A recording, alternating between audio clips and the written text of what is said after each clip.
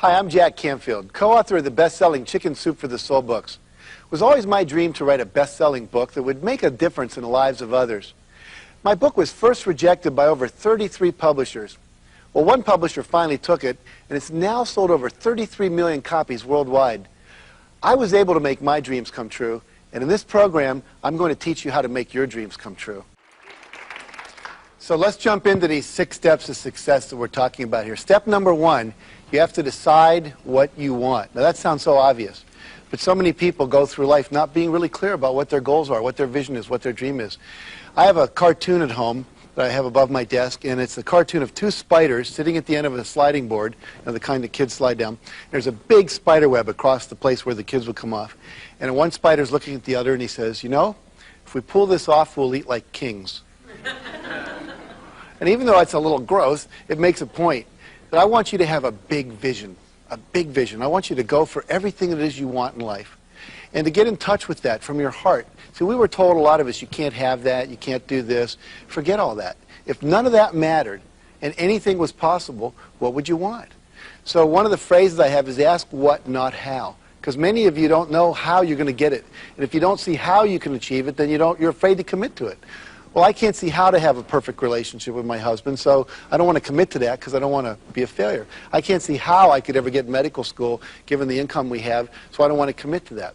What I'm going to teach you here is if you'll make the commitment and do these other steps that we're going to talk about, the how will show up along the way. See, in my ideal vision, there's no drive-by shootings in Los Angeles. In my ideal community world, there's no hunger. There's no illiteracy. There are no gangs. People say, oh, that's impossible. Well, it's only possible if we start to visualize it, decide this is what we want. And once we commit to it, as I said, the how will show up. And finally, are there any accomplishments you want to have before you die? Maybe you want to get that PhD, want to write a book, or publish a letter to the editor in the newspaper, or make that trip around the world, whatever it is for you. Now, don't let your mind tell you it's not possible. I want the inner child in you, the one that says, come on, Mommy, I want to buy that. You go, we can't afford that. Okay? I want the little kid in there that thinks anything is possible to decide what you want. And the spiritual part of this comes in, I believe, that in your heart you really know what's for your highest good. And if you let yourself go there, then you're going to be lined up, the old not thy will, or not my will, but thy will. And so I want that energy to come through as your life purpose. And we can't go into that in like great depth in a small seminar here that we have in terms of time. But again, this is not about your ego needs. It's about what you really need to do to feel fulfilled, to feel filled full of yourself. And if you'll go there and trust yourself, then you get a level of satisfaction you can't believe. The last part of this is you've got to tell other people what your vision is. Now, a lot of teachers out there say, oh, don't tell people what your vision is because they'll rain all over your parade and then you'll lose your enthusiasm. Remember, surround yourself with positive people. And if someone does rain on your parade, just say thank you for your contribution, right? Because they're doing the best they can to be of value to you. Maybe they think that you can't do it. Just say thank you. Move on. Go to someone else. Okay?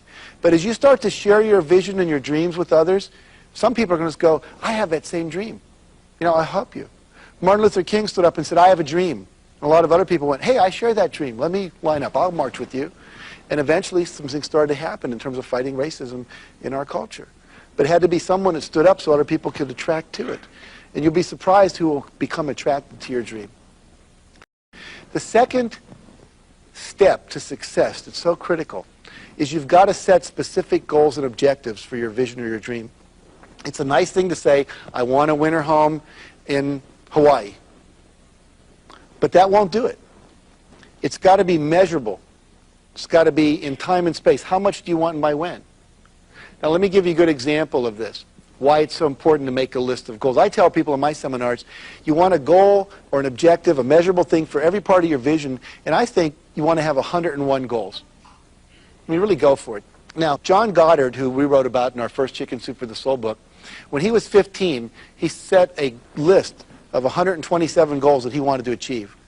Now, he's sitting in his dining room with his dad, and all these people are coming over to dinner. These are the big, successful people in town.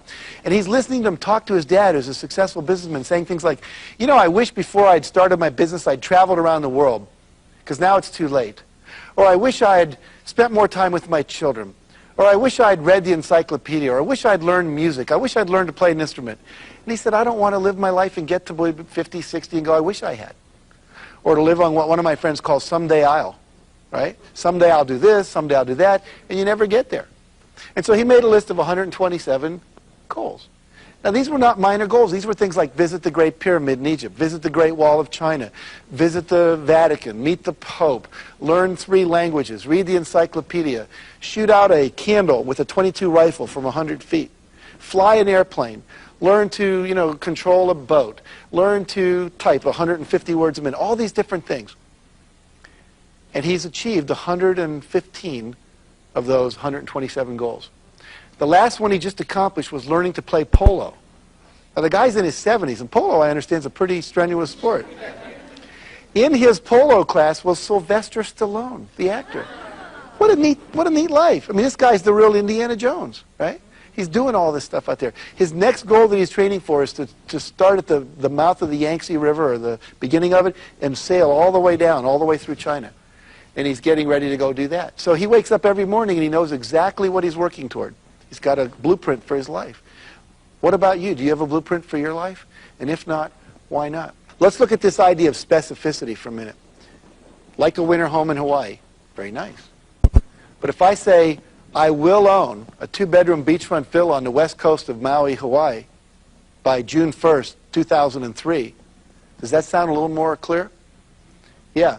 And until you get specific like that, the creative part of your brain won't jump in and decide how to help you get there. And that's why a lot of people never get their dreams, because they don't make them specific enough. You got to get real nitty-gritty. Break it down. How much by when? I want a better relationship with my husband. Well, what does that mean? But if I say I want to spend an hour a week sitting opposite my husband talking about real things that matter, no TV on, eye-to-eye communication. Now that we can measure. Did you do it for an hour? Want to have more fun. What does that mean? But what if I say I'm going to listen to comedy albums twice a week for a minimum of an hour? You're probably going to have more fun. So make it specific. Make it real. Some people say, I want our business to increase. Well, how much? By when? Want the reading scores to go up in a school. How much? By when? Until you have that, you're not going to make progress. And so many people's dreams never get completed because they're not clear about the specific number of how much by when. I told you earlier in the program, we said we're going to sell 1.5 million books in a year and a half. And that directed our behavior. Recently, we just said we're going to sell 1 million books in one day. And we had 101 bookstores involved in a book signing. We're going to try to be in the Guinness Book of World Record for the largest book signing ever done. Now, I don't think we sold 1 million books. Maybe we sold a couple 100,000. But by holding that question and trying to figure out how to do it, it moved us toward that goal. Now, maybe it'll take us 2 years to figure out how to sell 1 million books in one day. But it gets the thinking to expand out into that arena. Is this making sense? Okay, so you want to have those goals. Now, the other thing you want to do is break your goals down. Many of you have big goals. End hunger in the world. That's a pretty big goal. Have world peace. Achieve a certain level of spiritual oneness with God or life. Big goals. When you first look at it, it's kind of overwhelming. But what if we were to break that down into little steps? It says, okay, I want to go to college and get a PhD. Gosh, I'm only a high school student. But the next step would be finish the math class, get an A in this. Write for a brochure from a college. Get a catalog. Pick 1 or 5 colleges that I want to apply to. Just keep breaking it down to little steps and then figure out how to get all those steps done and put a date by each step. And then start doing the plan. Someone said if you fail to plan, you're planning to fail. Does that make sense? Yeah, absolutely. One of my friends said, success by the yard is hard, by the inch it's a cinch. So we just break it down into small pieces. I was reading the Guinness Book of World Records because we were thinking about being in there, and this guy set a goal to eat an entire bicycle. Tires and all. Now, how do you do that, right? Well, it took him 17 days. But what he did is he kept cutting the bicycle up and then melting it down into little swallowable pieces, and he ate them. I don't know how much stayed in, but he ate them, right? But the point being, anything can be done if you break it down small enough. Make sense? So don't let the bigness of a goal overwhelm you. Now, finally, what's the purpose of all this? The purpose of all this is not to get the $1 million, the Rolls Royce, the best-selling book, all of that. That's nice. But have you ever known people that had all that and weren't really happy? And have you ever known people that had all that and then lost it? You know, Donald Trump was really wealthy for a while and then he lost it and now he's coming back and all that. Well, that happens. It's not the result that's important. It's who you become in the process of achieving the result. Jim Rohn said, set a goal so big that in the process of achieving it, you become someone worth being. Isn't that an interesting concept? Because it's not the result. If you set a big goal, three things are going to show up in your life. One is called considerations, all the thoughts about why it's not possible, all the fears that you have about going out there and doing that thing. And finally, there are real roadblocks out there in the world. There are laws and things that maybe that it's not legal to do that yet, or it's not zoned for that, or all those kind of things. And you're going to have to learn how to overcome those roadblocks. And to learn how to quiet the considerations in your head, and learn how to overcome those fears. But have you ever done something that was really scary, and then the next time you did it, it wasn't quite so scary, and then the third time wasn't, and pretty soon it's no big deal? Like the first time I did TV, it was scary. Now it's not such a big deal. But you have to go through it. Right? And when you're done, you get to have something in your life called mastery. And that's the goal. The goal is mastery. Mastering your fears, mastering your thoughts, mastering your behaviors so that you can do anything you want. That can't be taken away from you. A friend of mine's house burnt down. He was an author. Lost all his manuscripts, all his research, his computer melted, everything. Nothing was saved. And you would have thought maybe he'd have committed suicide at that point, but he didn't. What did he do? He said, look, everything I learned about being an author is still in my head. You can't take that away from me. I know how to talk to editors. I know how to write. I know how to outline. I know how to write book proposals. I know how to go on talk shows. I'm no longer afraid of that. So what you want to do is create goals that are so big and so full of your heart that when you achieve them, even if you lose the result, the best-selling book, they always fall off the bestseller list. My publisher over here will tell you that. They just don't stay on there forever. But the reality is, you become a master in life. Now, step 3 is you've got to visualize the results that you want. This is probably the most important step of all the 6 steps. Maybe the second most important. It's one of the top 2. What does that mean? You've all heard people say, visualize the goal as if it's already achieved. Think about this. Have you ever known a kid, like a high school kid, he's into skateboarding or something, and you go into his room, and the whole wall is covered with pictures of skateboarding? It's like he's surrounding himself with this image of what he wants. People say, I can see it so bad I can taste it. You ever heard that phrase? Yeah. Well, they literally can see it. And because they can see it, it creates something inside of them that moves them toward the goal. Let me demonstrate this with you. Could I have everyone stand up right where you are for a moment? And you at home, would you stand up too? Good. Now, we're going to do a little exercise that is intended to literally blow your mind, to open it up at such a level that you'll never be the same again in terms of this technique we're talking about. So what I'd like you to do is just watch me for a minute, and then we'll do it. In a moment, I'm going to ask you to put your right arm out in front of you and have your feet about 12 inches apart, nice solid stance. And then I'm going to ask you to turn as far as you can. And when you can't torque your body anymore, notice where your hand is pointing. Mine's right to the right-hand side of that pillar there. And then look to what's to the right and left. I see the blue window. I see the wall there with the painting on it. Get a clear picture and kind of lock that in like a photograph. Okay? Pretend there's a little laser beam pointing off. Now, if you're turning here in the studio and there's somebody there, bend your elbow, keep turning. Don't whack them in the head, but also don't stop. I want your turning to only be stopped by your inability to torque your body any further. Okay? Everyone ready to do this? Put your right arm up and go ahead, turn as far as you can. And when you can't turn any further, notice where your hand's pointed. See what's to the right, what's to the left. Get a real clear picture. And then come on back to the middle. And lower your arm. Okay, good. Now, if you're willing, what I'd like you to do is to close your eyes. Close your eyes. And just imagine that you're lifting your arm up. Imagine you're moving it across your body the same direction you went last time. This time, when you get to the spot where you stopped, you're going to go another foot or 2 further without any stress, no strain, no pain, no effort. You're just able to go further. Notice where your hand will be pointing now. Use the power of your imagination to create a very vivid, clear picture. Make it real, make it vivid, make it clear, make it bright. Excellent. Then imagine moving your arm back to the middle, down to your side, and go ahead and open your eyes. Okay. Everyone, raise your right arm again. And we're going to turn again. This time, go as far as you can. See how far you can go. And then come on back to the middle. And by show of hands, how many of you went further? No, no, no, no, no, no, no, no. Okay, take a seat for a minute, and we'll talk about why that happened. Okay, good. Now, let me explain what happens here. You had in your mind an experience of reality called how far you went, right? And then I asked you to put a picture in, we'll call it the vision, of something you wanted, which was to go further that you hadn't really experienced. And when you hold those two in your mind simultaneously, it creates something in the brain called structural tension. It's a mental tension.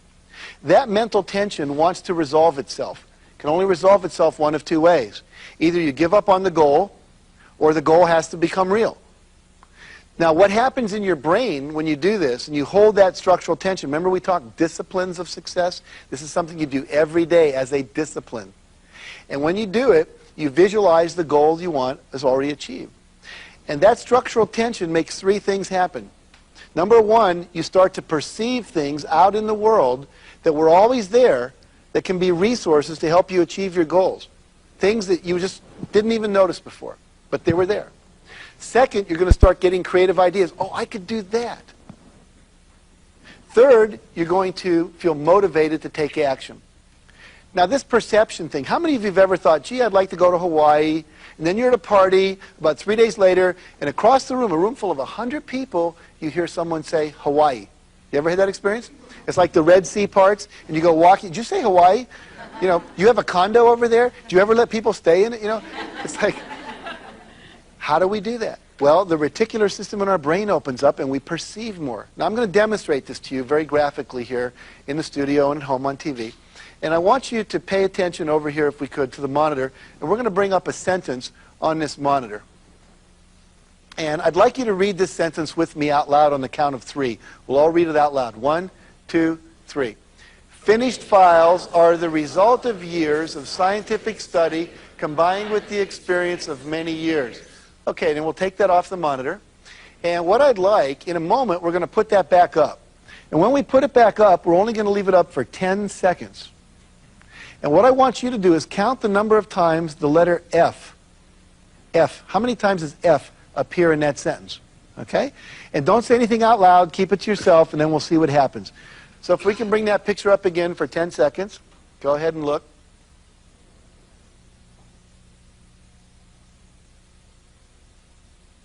Okay. Now, by show of hands, how many of you counted 3 F's in that sentence? Can you raise your hands? Okay.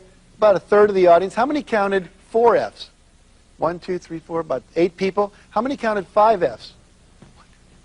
About 12 people. How many counted 6 F's? About 7 people. How many people aren't going to raise your hand no matter what I ask? Got you back there? Okay, good. Now, first question. Were we all looking at the same sentence? Or not? See, there is an objective reality out there. Let's take a look again. And let's see, those of you that saw 3 F's, if we look up on the monitor, are those the 3 you saw? Yeah. Yes? Okay. Now we can bring that off. And those of you that saw more, let's bring it up again. Now if you look, there are 6 F's underlined in that sentence. You hear that, oh. That's what we psychologists call the, oh my gosh reaction, you know? Okay. Now, here's the deal. Just because you didn't see the extra F's, does that mean they're not there? No, they're still there whether you see them or not. Do you think some people see more resources out in the world than you do? More solutions to problems? More entrepreneurial opportunities than maybe you do? More people that look friendly they could get a hug from?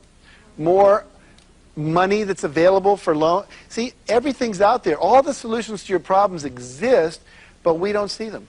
And partially we don't see them because we've never learned this concept of how to get our brain to open up and let this reticular system in the back let that information in. Do you ever drive down a street and notice a house and go, where'd that come from? And your husband or wife goes, honey, that's been there for 3 months. You know? And literally you just didn't see it. It was like a blind spot. But what happens when you learn this technique, all of a sudden you start seeing more. 1983, The Australian sailing team had never won an America's Cup, ever. And the coach had a new idea. He said, let's try this visualization stuff. And he made a tape. And on this tape, he did a narration of the Australian team beating the American team. And it was something like, you know, we're going around the last buoy, we're 3 boat lengths ahead of the Americans. And they had all the sound effects in the background. The wind and the sails and the water going by and the little lines hitting the mast and all that stuff that you associate with that. And this tape went on for about 20 minutes. It was a little faster than the actual race. And they would imagine beating the Americans. Now, he made the team listen to this tape every day, twice a day, for 3 years. Someone just said, oh my gosh. Now, when they finally went to race the Americans, it was like, not them again? How many times do we have to beat these guys? It was like, of course we can beat the Americans. Their whole attitude was totally different. And in fact, they came in and they won the America's Cup. So the idea is that you can use this in any aspect of your life, whether it's sports, whether it's, you know, losing weight, whether it's getting better grades in school, learning to read, whatever. When we come back from the break, I'm going to show you how to use this power of visualization in education. I'm going to show you how it was used, for example, in New Orleans, to take a school where the dropout rate was 86%. The kids never graduated high school, and they turned that around in 5 years to 16% using this technique. So stay with us. Come on back.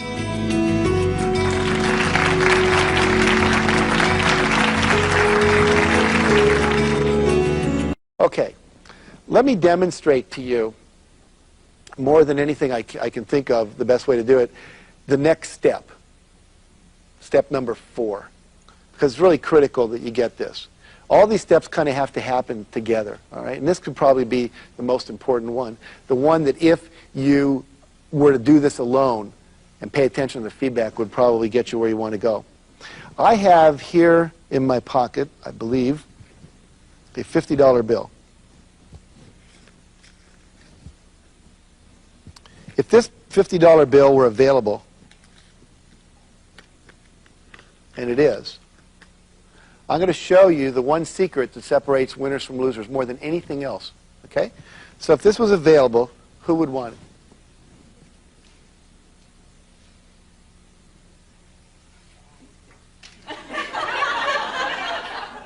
Thank you. All right. Now don't go away yet. Come back. Tell us your name. Debbie. What did Debbie do that no one else in the audience did? She got up and she took action.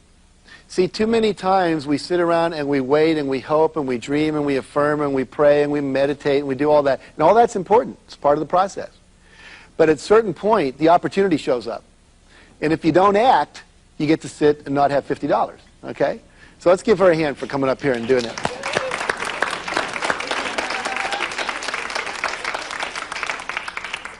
So step number 4 is what? Take action. Take action. One of my favorite quotes is by Henry Wadsworth Longfellow. He said, the heights by great men reached and kept were not attained by sudden flight, but they, while their companions slept, were toiling upward in the night. What does that mean? You got to work. You got to do some doing this. You can't just sit around and hope it'll happen. One of the steps, one of the actions you need to take is called asking. And many of us, see, we wrote a book, Mark and I wrote a book called Dare to Win. And it was a book of all these kind of things, and people went out and they read the book, and still a lot of people weren't successful. And we thought, what's the problem here?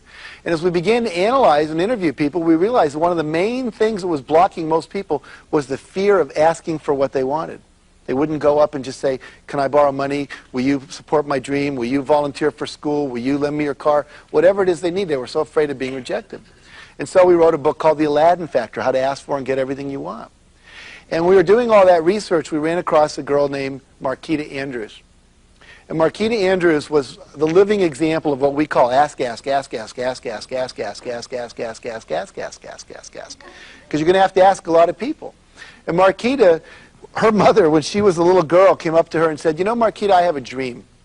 My dream is to travel around the world, but I also have a dream for you. I want you to graduate college. Problem is, I'm a waitress. I don't see how I can underwrite both dreams on a waitress's salary. But I'll make a deal with you. If you'll go to college and agree that after you graduate, you'll take 25% of your income for the first number of years and put that in savings to send me around the world, then I'll pay for your college education. But if you're not willing to do that, then I don't know if I want to pay for your college education. Well, what is she? She's like 7 or 9 at the time. She goes, sure, deal, you know. Well, later that year, she joins the Brownie Scouts. And the Brownies are part of the Girl Scouts, and they came out with their annual cookie drive. And they had a contest that year. Girl who sells most cookies wins trip for 2 around world. Marquita says, I'm getting out of this one easy, right?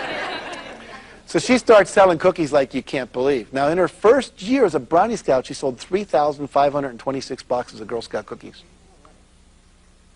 Someone just said, no way. Most women who've sold Girl Scout cookies, if you sell 300 or 400 boxes, that is a big deal. 3,526. How'd she do it? Ask, ask, ask, ask, ask, ask, ask, ask, ask. She lived in New York, high population concentration, right? She would go into high-rise apartment buildings and condos, and as people would come down in the morning and back from work, she would just be there. Did you buy your cookies yet? Did you buy your cookies yet? Well, you want to buy some cookies? And if she bought one, they said, well, you want to buy 2? Don't you know people? She would just ask, ask, ask.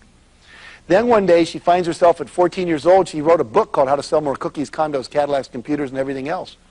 And she was the keynote speaker at Radio City Music Hall to the $1 Million Roundtable of insurance salesmen, all people who'd sold over $1 million in commissions and all this stuff. And she's up there talking to 1,000 people. At the end of her talk, she says, I want you all to look under your seat. You'll find a 3x5 card. Take that out and write a number between 5 and 10 on the card. So everybody did. And she said, that's how many boxes of Girl Scout cookies I want you to buy for me today as you leave here. That day, she sold 7,000 boxes of Girl Scout cookies. She's in the Guinness Book of World Records. Before she retired, she sold over 32,000 boxes. Isn't that astounding? Hasn't been beaten yet.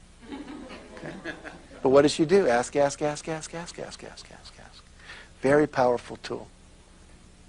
Now, she had one final clause, a little phrase she says, SW, SW, SW, SW. What does that mean? Some will, some won't. So what? Someone's waiting. So if you ask enough people, eventually someone's going to say yes. If I asked everyone in this room, do you have a red car? Eventually someone would say yes. It doesn't matter. If you ask enough people, you're going to get your dream met. Now we're going to come back in just a moment. And when we do, I'm going to teach you a word that's going to get you out of the problem of what happens when you ask for something and people say no. And this one word, if you knew this word and you learned it and you used it, can actually get you anything you want in life. So stay tuned, come on back, and we'll show you how to make your dreams come.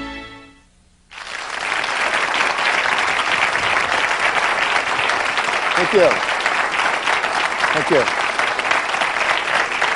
Okay. Thank you.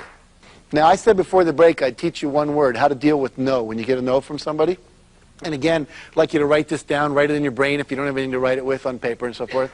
And here's the word. It's very simple. When someone says no to you, what I want you to say to yourself real loud inside your head is the word next. Let's just practice that. So if I say no, what are you going to say? Next. Absolutely. One more time. No. Next. Now, what does that mean? Ask somebody else. Absolutely. How many people live on the planet? 5 billion people. Someone wants to do what you want to do. Someone wants to get involved in your dreams. Someone wants to support you. You might have to ask a lot of people. Remember, ask, ask, ask, ask, ask, ask, ask, ask, ask. So when they say no, you say next. And here's another clue most people don't realize. If you ask somebody and they say no, does that mean you can never come back and ask them again? No. Little kids are so good at it. Mommy, can I go to the store with you? No. Oh, come on, Mom, please let me go to the store with you. They go away. Mom, you are going to let me go to the store with you. And they wear you down, you know. So that's another thing you can, next time can be, right? So don't let no stop you. No just means get creative, get going. Now, what stops people from asking? What stops people from doing? It's something called fear.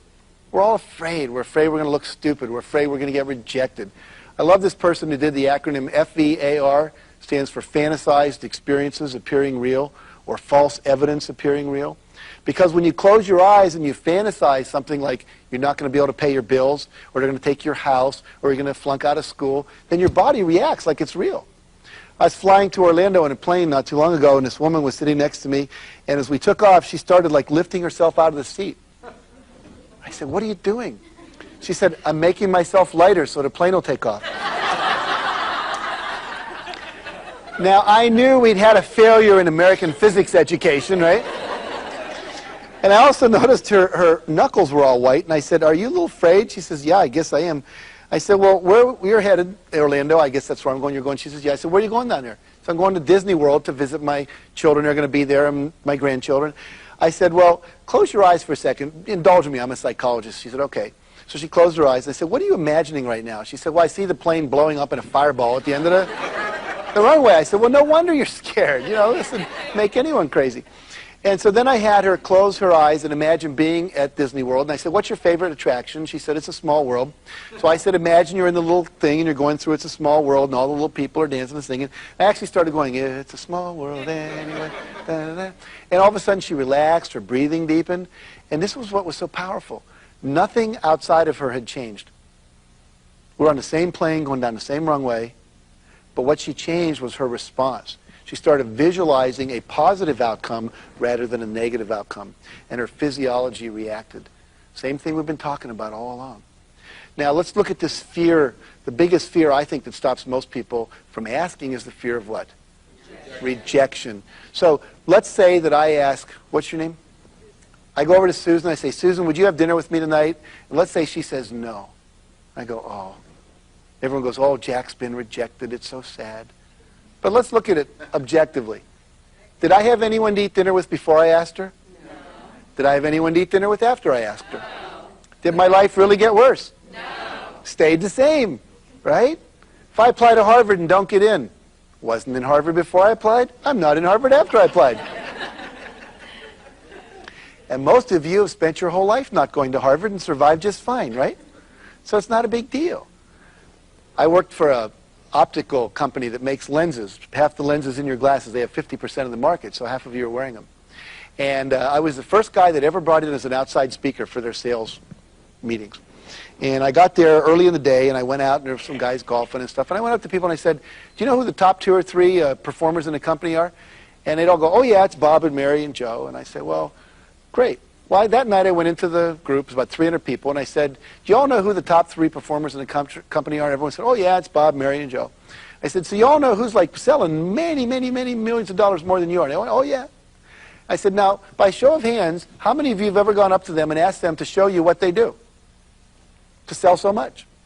You know, not one hand went up in that room with 300 people.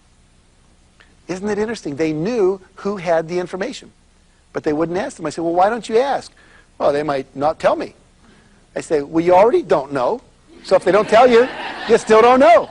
How'd it get so bad? You know, it's not so bad.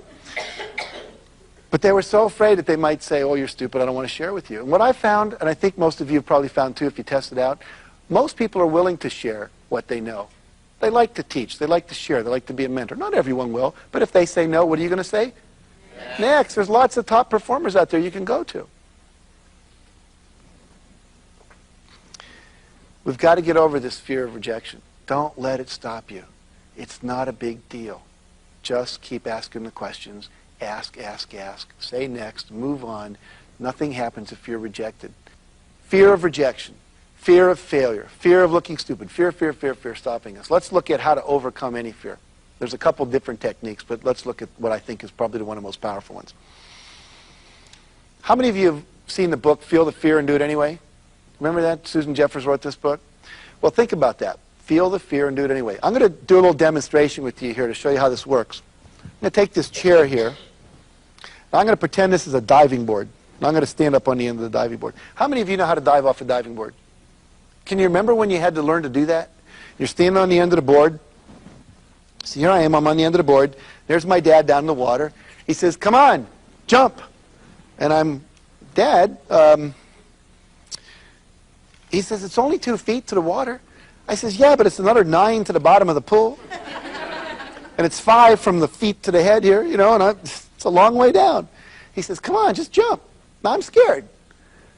Can you relate to that? How many of you at that point said, you know, Dad, I think I'm going to get off the board, go see a child psychologist, going to deal with my fear of jumping into liquids from high places, and when I handle that, I'll come back and jump in. Did any of you do that?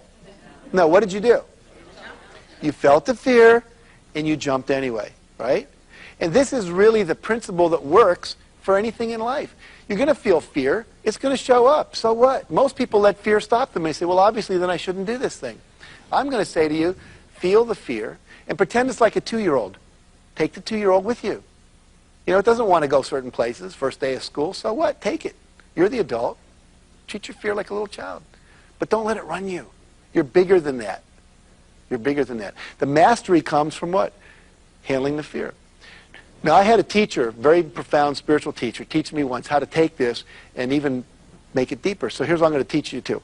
I want you to take your fingers and join your 2 forefingers together like this. Everyone do that? Okay.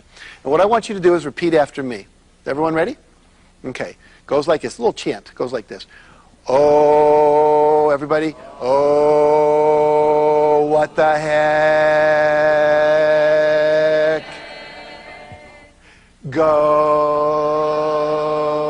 for it anyway. Let's do that together one more time. Oh, what the heck? Go for it anyway. Very good. Let's see.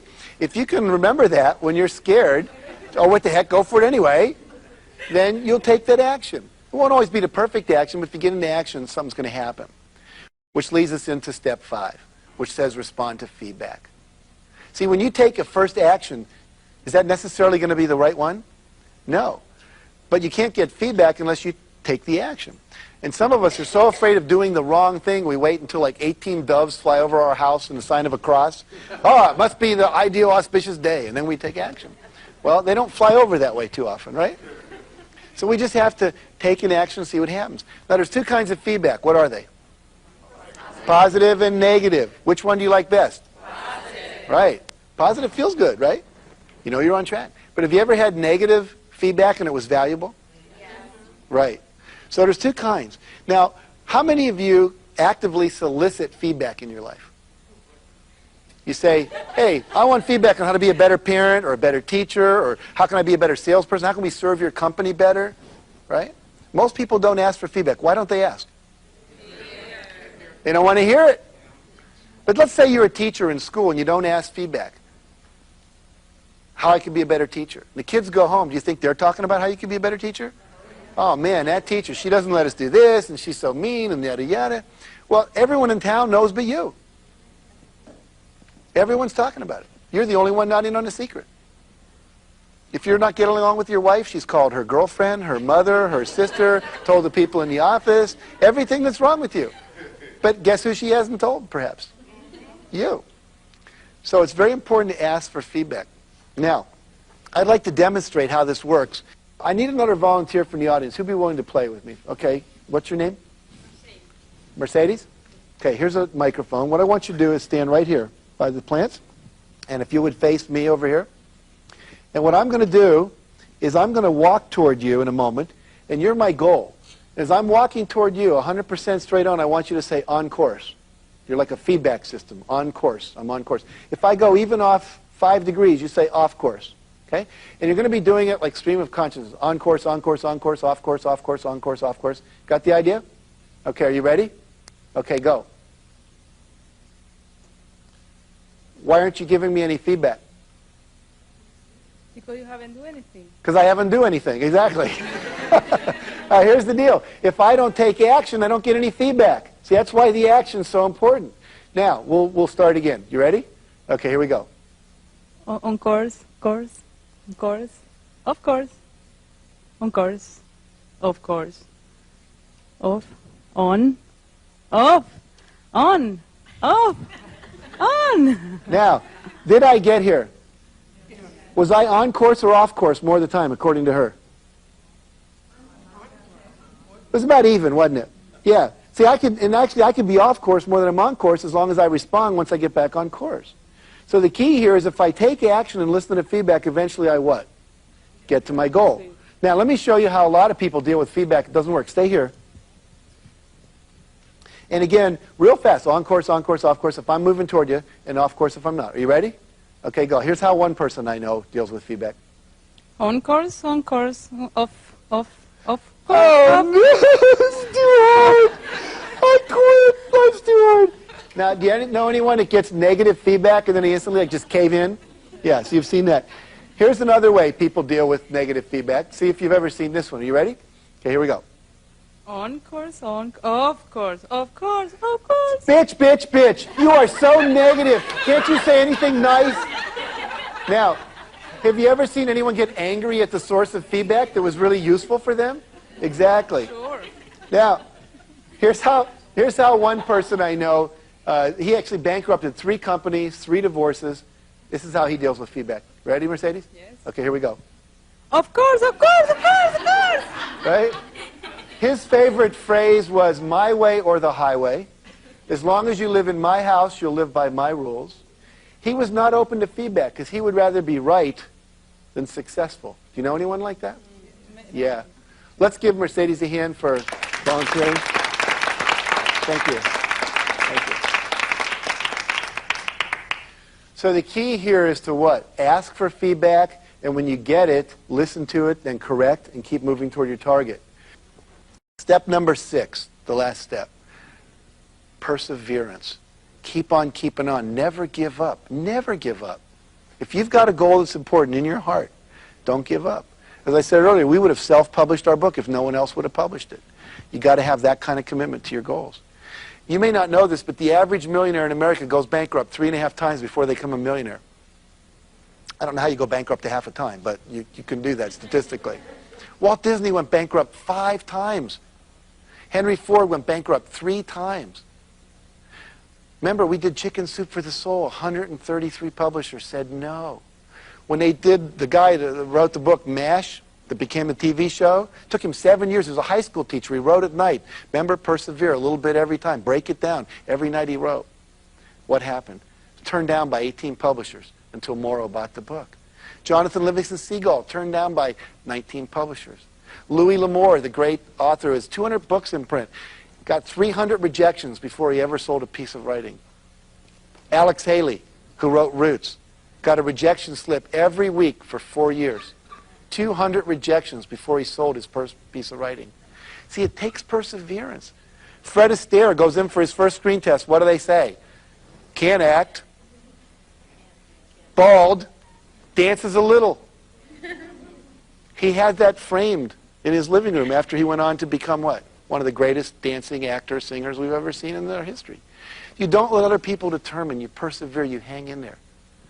So if you'll make your dreams a priority, and if you'll surround yourself with positive people, if you take 100% responsibility for your life and decide exactly what you want, and set specific goals and objectives, and visualize your goals as already completed, take massive and repeated action to respond to feedback, make corrections, on course, off course, and never give up, then I promise you, you'll start to live an amazing life full of dreams come true. Now let me